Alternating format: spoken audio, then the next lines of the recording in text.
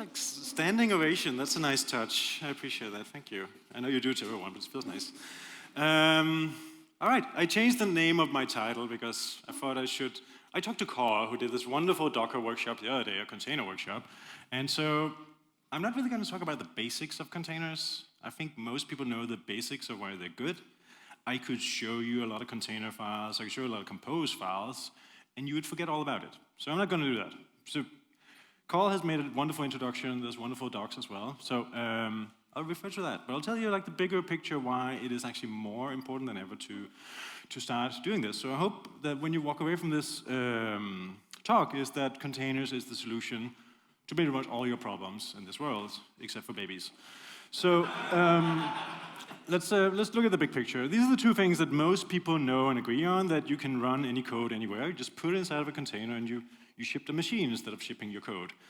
And the other part is you can compose and share complex applications in a compose file, which means that you can now orchestrate your database, your message queue, your code, and so on in one file, and you can share that across your team, and everything just works most of the time.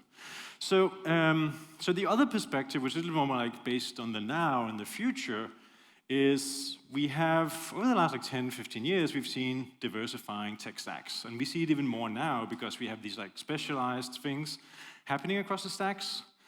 Then we also have this new thing about like vibe coding. We have also rising complexity, and we have syncing quality. Like we have basically a lot of people writing code they don't understand, putting that code into complex systems they also don't understand, and we expect everything to just run smoothly. So we need to do something about that.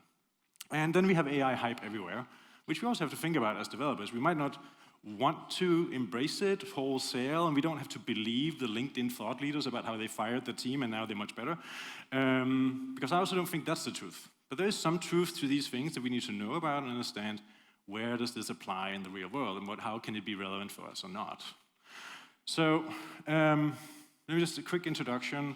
So yeah, my name is Per. I'm currently a Senior Director of Developer Programs at DevX AI and Security. That's like the longest title I ever had. At Docker, who do containers. Before that, I was at Spotify, around the Backstage product they made there. I've been head of product security and open source at Zalando, and before that, I was 10 years at Umbraco, building things like Umbraco 7 and Forms and Courier, and even though like shitty billing system and Bingo as well. So it's very nice to be back. It's also very nice to not get questions about how Courier sucks. So that's amazing. So I'm very grateful for that. So let's start. Just give you 10-second time for them who have no idea what containers are, so you don't leave disappointed, right? So this is a Docker file. Just to explain what it does is, the top thing is our, like you can say, runtime environment that's based on the ASP.NET image, so it gives you everything you need to run ASP.NET. The other part down here is the build stage, where we take your normal Docker project, you just build that as you normally would, .NET restore, .NET build, .NET publish, and then you have an entry point, which is basically .NET command line, mydll. And that packages everything into a virtual machine, and you can ship it, right? So that's the gist of what a container is.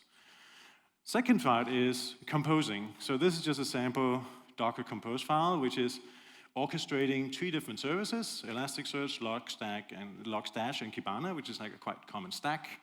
It sets up the networking and the ports and the logging and the volumes and everything you need, and you can say Docker compose up, and this thing just runs. All right, so that's the basics of the two things, and that's all I'm going to dive into, the basics of containers.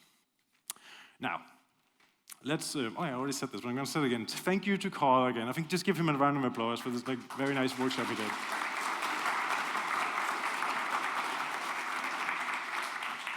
And then the other part of everyone who's like on the fence of like, is it hard to run Umbraco in a container? It is not. Check the docs. It's even built-in templating support. You can get this up and running in like 30 seconds. And then you're off to the races. Then you can start. Then you start tweaking, and then you start learning. But like getting started is actually quite easy. So, so let's talk about the bigger pictures here, like diversifying tech stacks. There's a bunch of things happening. I know, like Umbraco has this like best of breed strategy where you combine a lot of different vendors and tools, open source, on-prem, SaaS, and so on. And that means that you have a diversifying tech stack. Not everything is Microsoft, not everything is Umbraco. Some is PHP, some is closed source, some is Node, some is Java, whatever. Like, companies are moving in that direction. There's very few companies who say, we are like a Microsoft shop. Like, we have to do everything that Microsoft says is cool. Even Microsoft stopped saying that years ago. So that's one thing. The other thing is we have AI, we have machine learning, and other specialties that really require new languages. Like, we have a massive Python community around ML, for instance. We have a starting like agent community that really goes towards like TypeScript. And then, of course, we have all the enterprise languages that is used in banks, insurance, and so on, like Java, .NET, and so on. And still, PHP is still a thing, and Node is still a thing as well. And I think also importantly is that coding is a commodity. Developers are now hired not because they're good at figuring out where to put the ampersand or the semicolon. They're hired because they're good at finding solutions no matter what stack they're using. So also organizations are changing, especially like bigger tech organizations that has a huge stack to maintain. They are moving from, you can say, this like top-down management, monolithic organization into smaller autonomous teams being self-governed. So that means that they cannot be entangled in their tech stack either. They have to also build small autonomous components. So that's where we have microservices. And microservices is complicated. Like you get something like this, which is like identity microservice, catalog, ordering, basket, and so on. But like, if you look at it from an organizational perspective, it makes a lot of sense. It means that the identity microservice team can focus on security and identity. They might go with Go or Rust or something else because that makes perfect sense for their type of service. And ordering microservice might be built in Java, and the basket microservice might be built in Node. The different teams choose their tools, so there's like complete separation. And they are contained in their own little service, so identity microservice team can have a cadence of maybe bi-yearly releases because it's such a fragile service, whereas the basket microservice, they roll out changes like every day. It's different cadences, but no one cares because they are decoupled from each other, but they have contracts between them. And this is like one of the things that containers allow you to do, is to scale things down to smaller purposes. They can work autonomously, and your organization can follow. You can create like a more autonomous organization. Teams can have different roadmaps. They don't need to be tightly connected all the time. And this is also what is referred to as Conway's law, that an organization typically replicates itself in the kind of software that it ships. So some companies also do Conway's maneuver, which means that they actually start splitting their teams into autonomous units first, and then the software architecture will follow. So that was one thing. Diversifying tech stacks, complexity, microservices, organizations, and so on. Like the next part is rising complexity, like the diagram you saw before, is complicated. Like how do you manage that across your different teams? Like when teams don't really know what's going on in other components in the organization.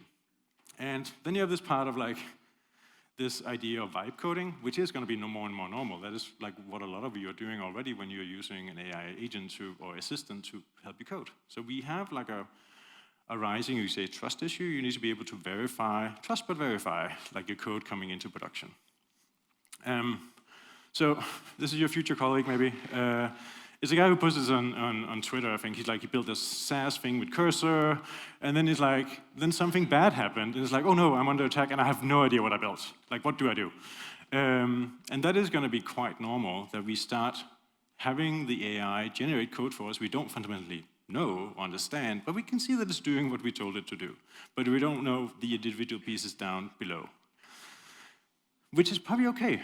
Like, so this is a quote from Rick Rubin, and I feel it resonates with me, also because I feel that it resonates with what Umbraco is essentially trying to do, that in the olden days in music, you had to go to the conservatory, you had to train for years and years and years, you might be able to join an orchestra. And then in the 80s, punk rock came along, you could learn 3 chords, buy a shitty guitar, and go play with your friends who also were equally bad at music, but you could just go do it. It doesn't compare, it's a different thing, but it lowers the bar. And no matter if you like punk rock or not, it did change the music scene forever. So, and that is what Rick Rubin kind of feels about vibe coding, is that it's not perfect now, but it lowers the bar. You can just have an idea and just go do it. Might not be excellently executed, but maybe there's then a step afterwards of making it solid. So it's probably not going to go away, and it's probably a good thing for the world as a whole, but we do have some challenges about like how do we manage this thing. So what about quality? That's really the question. Like when you have all these different factors of tech stacks, a Node.js team doesn't understand the Java stack, but they still have to work against it, right? You have coders who don't understand the code they're generating, and you have an architecture that no one understands. So One of the things that is lying on top of containers, which is one of the lesser known things, is test containers. This is an open source project. Docker acquired this project last year, and it's a thin abstraction on top of the idea of containers. So this one is basically the Node.js implementation, but there's also available in .NET, Java, and so on and so on. And it allows you to spin up short-term, ephemeral, throwaway containers that you can basically spin up your entire environment, no matter if it's like 10 containers or it's like a simpler setup. But it allows you to just automate this thing of spinning it up via code, and then you get a coded instance of your container that you can start doing testing against. It's not mocking, it's not messing around with Docker files, it's actually spinning up an environment from scratch, and you have access to it in code, which means you can start have access to it in your different testing framework. So no matter if you're using NUnit or Jest or whatever language you're using, you can start automating interactions against your containers to see if what you're doing basically works. And you can do it across many different services. You can spin up your entire environment and see, oh, is my basket working together with identity? Is my message queue picking up the things I told it to do? And so on and so on. So it comes with a bunch of modules, which supports like very common services like Postgres or Kubernetes and local stack and so on and so on. So you have like quite a head start.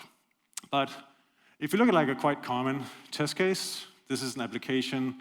It has some product data in the Postgres SQL database. It has some images in AWS. When you create updates to the products, it sends in a message into the Kafka queue, and then it goes to some other services that need to subscribe to that. Right? This is a quite common architecture. So with test containers, what you can do is you can write a test case like something like this. You spin up your product service in a container. You tell it to create a product. You get an actual product ID, name, price, and so on back because it's backed by a container Postgres database as well. So all the logic behind like product creation and so on actually is triggered. It's just triggered in a throwaway system, but you can see that it fundamentally works. And then you can wait for the Kafka queue that you also spun up in a container, wait for that it gets a message, and you can then say, okay, did this actually like do something? Did you actually get the event you were looking for? So that means you can start automating testing across complex systems, which is very convenient when you get into this level of complexity. So let me try to do a demo of that. Oh, displays. So, okay, gotcha. So just to explain what's going on here, just ignore this project. I don't know whether it's, oh, you can't, can you see it? Yeah, you can see it. I have this project here. I don't know what that is, but that's fine. So what I did was I used the .NET templating and generated just a standard Docker Compose file. That's this guy here. All completely standard. And then what I do is I wrote a normal test case using tests. So again, I'm testing against the .NET system, but I'm writing in a Node because that's what I just write stuff in now. So again, I can separate my abilities as an engineer towards the systems that's actually written, that I don't actually need to know the language of that system, like, because I look at it from the outside, which is the whole purpose. Like, you should know what's inside the black box. So what I'm doing here is basically I'm taking the compose file, and then I'm starting an Umbraco instance in a container. It's a little bit behind the scenes here, but it's basically just taking that container and spinning it up, and then I have a bit of convenience method here to just give me the environment, the host, and the port, and so on, so I just know where it is, and that's really all I need. Right, so going back to the tests, I spin it up here before all my tests run, and I just make it think, okay, it should run, right? And then let me just try to do some very simple interactions here. It's like, okay, I should have a blog page on my blog. I should have like an about, and there should be like a headline. And if I search for about should show up in my search results. That's like very simple interaction testing. So let me just go here, clear this thing. Can everyone see what's going on the screen, by the way? Do I need to make the font bigger? Oh, good then. Okay, so if I say npm run test. So now it's running, and all the stuff you can see going on in the console here is test containers spinning up all the infrastructure here. And now the container is ready. It started the environment, and now it started doing. You can see now you start getting logging from Umbraco running behind the scenes. Now it's done. Now it passes all the tests, throws away the environment, and you're ready for your next iteration, right? So this is like simplified testing, but it's not mocked. It's like actual dependencies running. So if I go here and say, oh, should I say about us, like this, run it again. So I just changed the test case. I didn't change the content because that would take longer. But you would now get a failing test that says, oh, the headline is actually not correct. In a second. All right. So failing test, and you get like this. Okay, so that's test containers. It's a thin layer on top of containers, but once you adopted containers, you have access to tooling like this for your testing. So let's go back to the slides again. Okay, so a little bit about security, because that's also about quality, like how do you avoid people throwing in like random dependencies and so on. There's a bunch of things. So first of all, the container ecosystem is very centered around Docker Hub, but you also have your own instances. There's different providers of this. Like GitHub have their own, Red Hat have their own, like, you can have your own registry privately as well, like to all the different cloud providers. And that's all centered around what's called the Open Container Initiative. So Docker files and container files are an open standard. You're not tied into a single vendor. And because it's like this open ecosystem, you have a bunch of tooling on top of it. One of them is Docker Scout, which is a security product and kind of help you figure out what's inside the container. But there's a bunch of other providers out there, like Snyk, and I think all the cloud providers also have some basic security as well.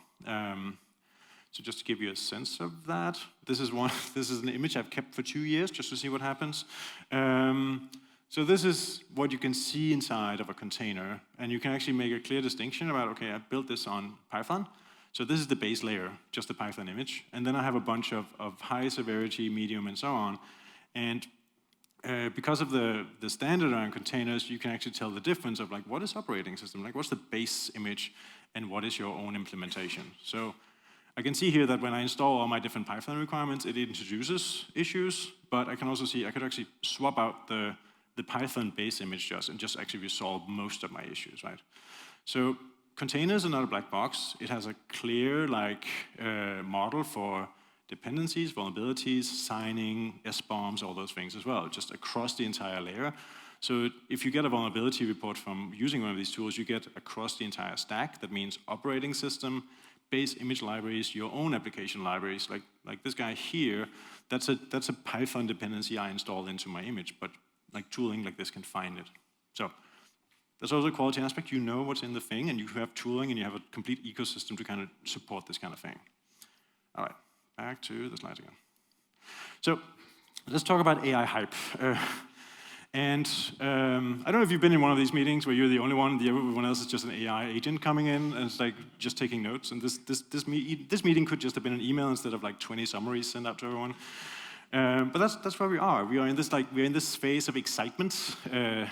We're in this phase where CEOs have started having opinions about it. So there's now advisory columns for managers about my CEO is now insane. What do I do? And so we have to kind of find a way about this because it's not going to go away. Like we can sit back and say, oh, it's like AI shit, and it doesn't do what we're supposed to, and it's like low quality. But it's not going to go away. Like it's probably just only going to get better and better and better. I'm not saying AI is not going to replace you, but you have to kind of have an idea of what you can use it for. And here I'm not talking about what kind of coding assistant should you use. I'm talking about what can you as developers build using AI primitives such as a large language model. What kind of features could you bang into an Umbraco site to make it better? And not just picking it off the shelf like from a vendor, but actually like go down to the level of understanding a large language model like you understand a database and figure out, oh, that's a good use case. Oh, that's a shitty one, and so on and so on. Like how do you get to that point? And I think that's where we are now that most of the excitement is over. We now have to start looking at this in a more practical way and actually just start trying it out.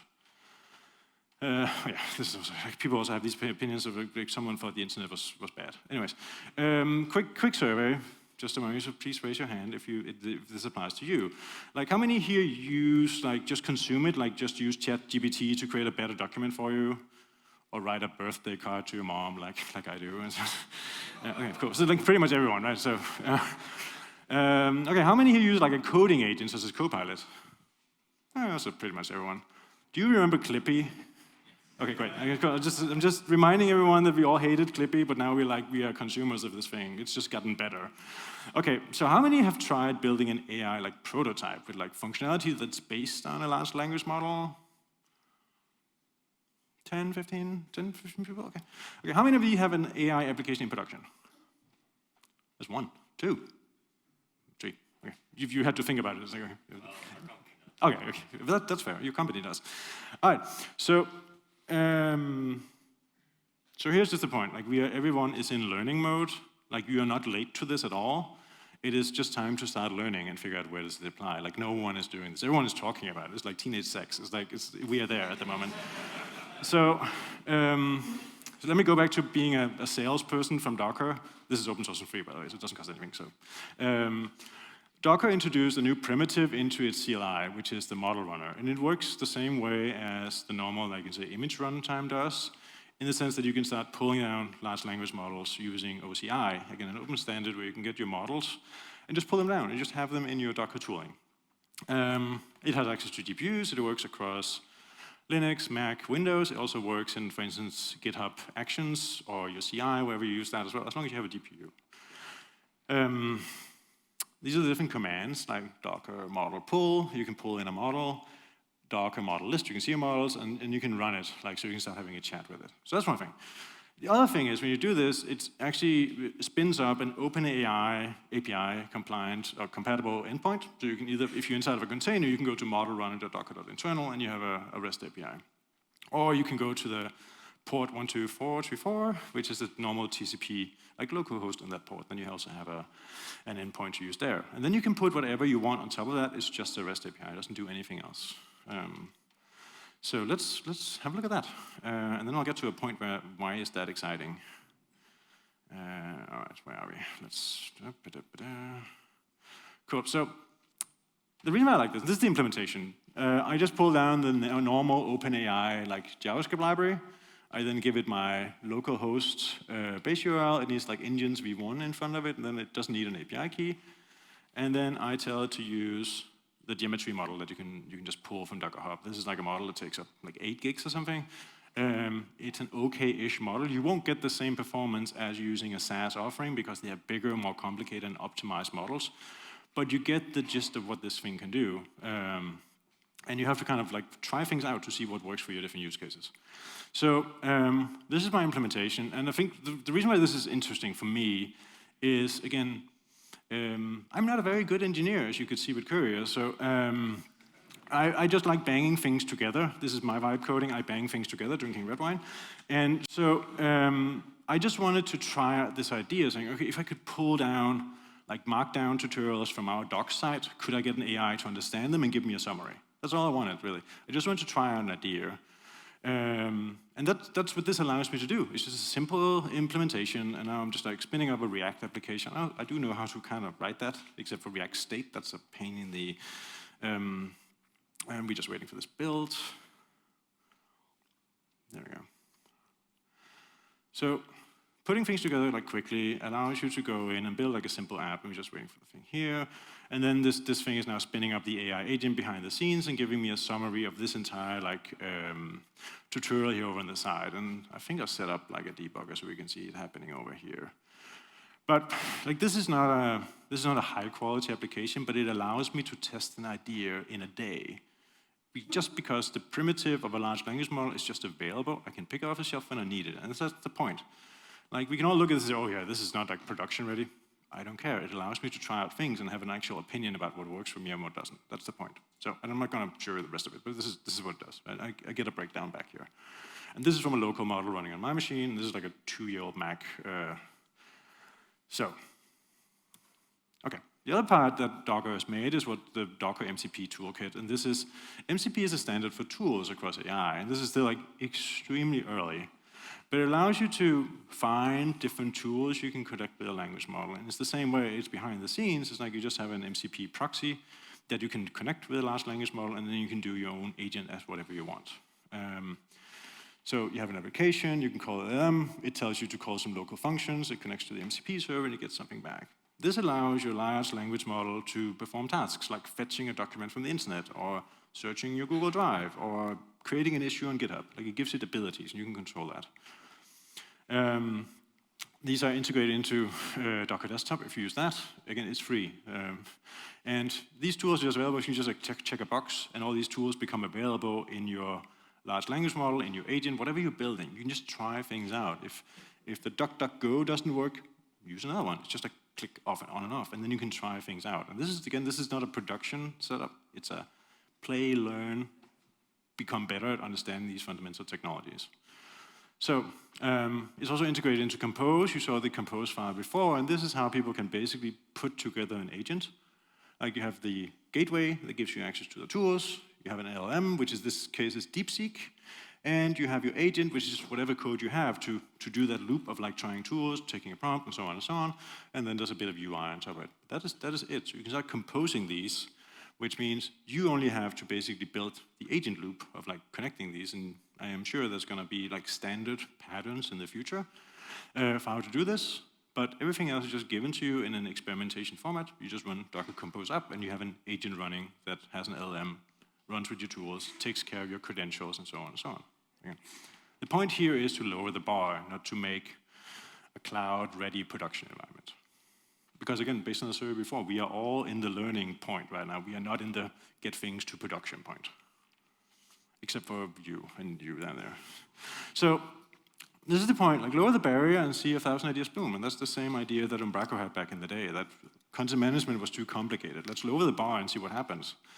And the result has generally been good. Like more people than ever can create a good website today. And I think this is the same point we're at now. If these tools become available, you will see more and more people building actual, not hyped AI solutions using these tools where it makes sense. So this is my vibe coding. Start banging AI things together with containers. So you need like an idea. You need your containers. You need AI, and then you need another container as well. And at some point, you'll probably get to something like this, which is good. That's great. You're learning. You're trying out things. And it's like the barrier is gone for learning. And then you can always try it again or try something else. Like, then you will get to something good eventually, or you will not. But that's the point. You are not in the dark anymore. And so let's try to bang something together that's like a little bit harder. So semantic testing. How many does semantic testing on your websites? How many knows what semantic testing is? One, okay. So semantic testing is, you can basically use it to understand what is the purpose of the thing is going. I can just read out the code. Semantic testing is a software testing technique that focuses on verifying the meaning and logical correctness of a system's behavior, rather than just the syntax and structure, right? So in this case here, what we want to test is the actual, you can say, correctness of a search, like take search, like Lucene or examine can be a pain in the ass to configure correctly. You don't really know what gets back, you modify a parameter and things just doesn't work anymore. So semantic testing can basically help you do that, for instance, or maybe also a lot of other use cases. But basically, if you can give an AI an understanding of what is supposed to happen, what is the content, what is the intent of the user, what is the user persona, then you can start applying this to the idea of a semantic testing. Actually start automating, is my search results of high enough quality for our 3 key personas with their different, like, what is like our most valuable intent that we have across our customers. So you can say this is kind of like behavioral-driven testing, that you start writing out business cases instead of like testing code. So let's try doing a demo of that. So again, this was that's why I changed the title of the talk, really, because I was like, this can't be hard. Like, I have a general idea of what AI can do now, so let's just try to do it. So this was the test you saw before. This is the standard content test. So let's just rename that so it doesn't get picked up by the test runner. And then let's look at this one instead. So I created a new test class here. Let me just rename that so it does actually run when I run my test command. There we go. So what I put in here is a little bit different to normal testing, in the sense that here I have a style guide. I ripped it off of MailChimp because I didn't want to write my own. But it's just it's an instruction on like how are the content on your website supposed to be read, based on like, we have a tone of voice, we are like funny, we are not like dry, we write all our articles in English, like we are informal, and here's some style tips, use active voice and so on. And this is very hard to convert into, say, unit tests. Like, this is an opinion, it's an opinionated piece. And then down here, what I have here is a persona, which is like, you're an experienced senior developer, blah, blah, blah, you have different purposes and so on. And then I also have an editor persona. We can get back to that. So down here, I have the same kind of test again. I spin up my environment. I say Umbraco should run. And then here I have my first test, like tone of voice should be followed. I go to one of the pages on the website and just say, give it a tone of voice here and give it the style guide. And then I get the AI to validate that URL according to the style guide. So that's what's happening here. It's a small like helper function. It doesn't do a lot, but let's just go in and look. So here I just have a system prompt that's like, you are a copywriter, you review content and so on. You've seen these prompts before. And then we have this here, and then the very important thing I have is because I kind of need to make a bridge between the written language of LLMs into something that a testing system can understand, like red and green. So here is, again, I instructed to always use this rating of good, medium, bad, and further down I have this only respond in JSON, which is I give it a rating and then also give it a reason so I can see what's going on. So that's like that's my 2 tweaks on top of the large language model. So if I go in here now and run the test, let me just see I don't have everything turned on. There we go. Yeah, so the next rest of them doesn't run. But if I run my test now, it'll take a little bit longer because it needs to spin up the large language model. I already pulled down the model, but I used a different model just before, so the runtime just needs to switch over to the one I'm using now, which I'm using Quinn instead of geometry. But you can see again, the same thing is happening here with test containers. We get some errors or some information, I guess, and now the tests are running. And it takes, you just need to go in there, it needs to process the style guide, and then wait for the Umbraco instance to be ready, and then look at the content that comes back. So you can see right now I'm just like paddling. This is a paddling technique of just like giving you all the details, and then you can see how it runs. So tone of voice should be followed. And if I go up a little bit, I got it to output what is actually coming back. And there's a little bit of reasoning in here. Scroll. Where are we? There's a lot of logging going on here. Let's log. No, can't find it. Well, it doesn't matter because I'll just show you something else so we don't have to scroll through logging information. So instead, if we just change the style guide here and say we should actually write everything in Danish, and then we run it again, it'll take a little bit shorter time this time. We're like in spinning up the containers. And it'll now capture the error and give me feedback on like what is wrong. But yeah, this is something you normally can't do, and that's why I thought this was like an interesting use case. I can actually apply AI here that is like normally hard with a lot of other things, but here it's actually very easy. Like it took me like 20 lines of code to write a very basic like semantic content test to just verify that everyone is following the style guide. And this could run in my CI. Oh, it's non-deterministic.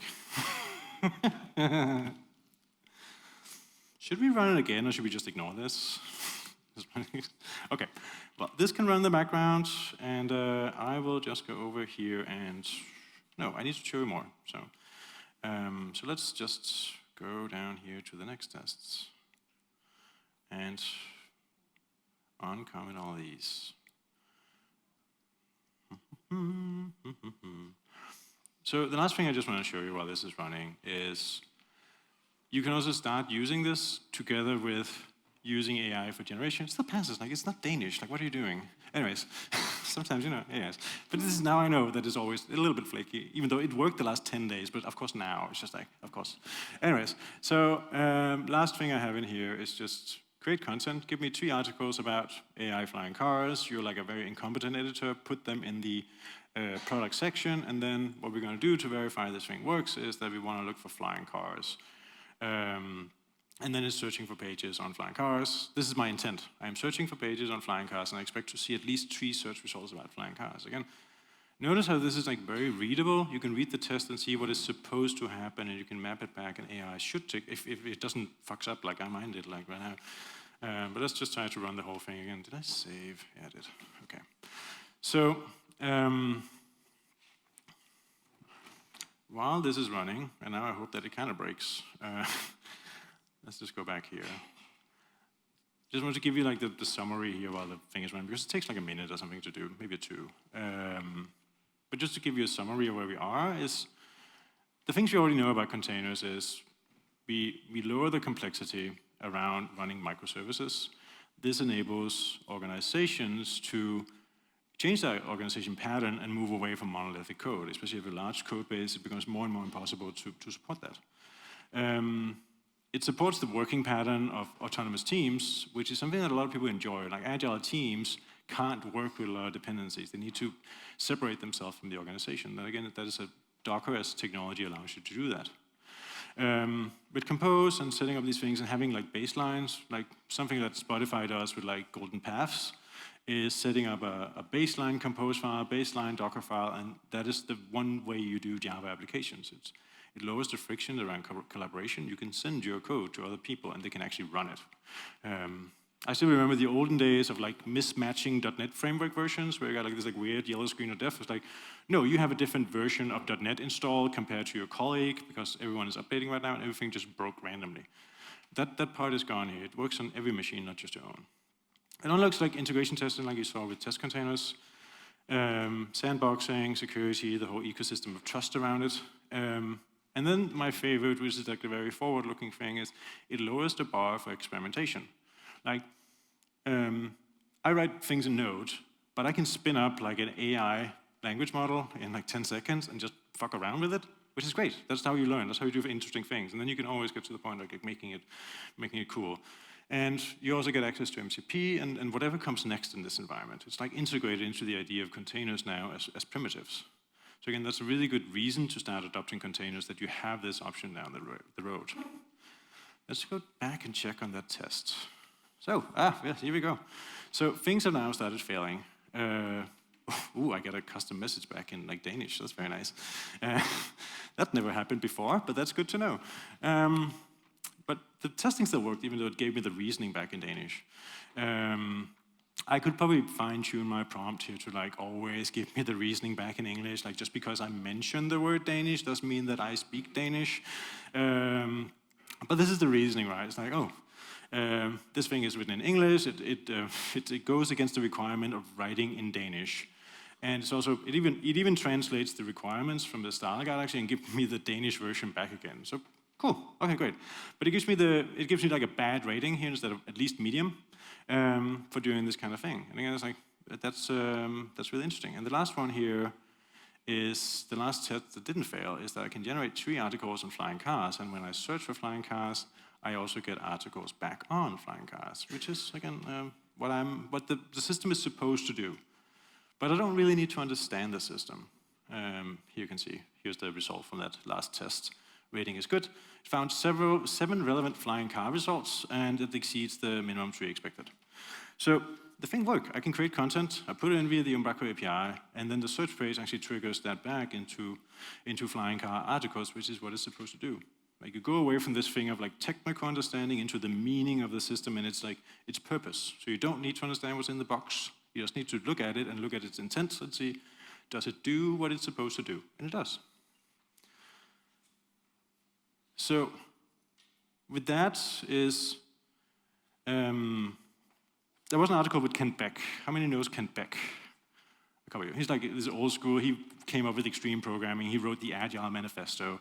And he's like a big fan of these agile like coding agents because he's like, it can take a lot of the cruft away. I don't need to understand the npm install syntax. I don't need to understand the nitty-gritty of Rust. I can actually just start building. I can just take an idea and run with it. And I've coded for 50 years. I never have I had so much fun in my life. So ignore the hype on LinkedIn. They have no idea what they're talking about. Embrace the parts you like and see where it makes sense for you, because I think this is a really interesting time and it can be a really fun time as well. But you need to make it practical and give it meaning to you. So with that, do we do questions here or do we just do standing applauses? Okay, I have no idea. Andy, help me out. I forgot to ask.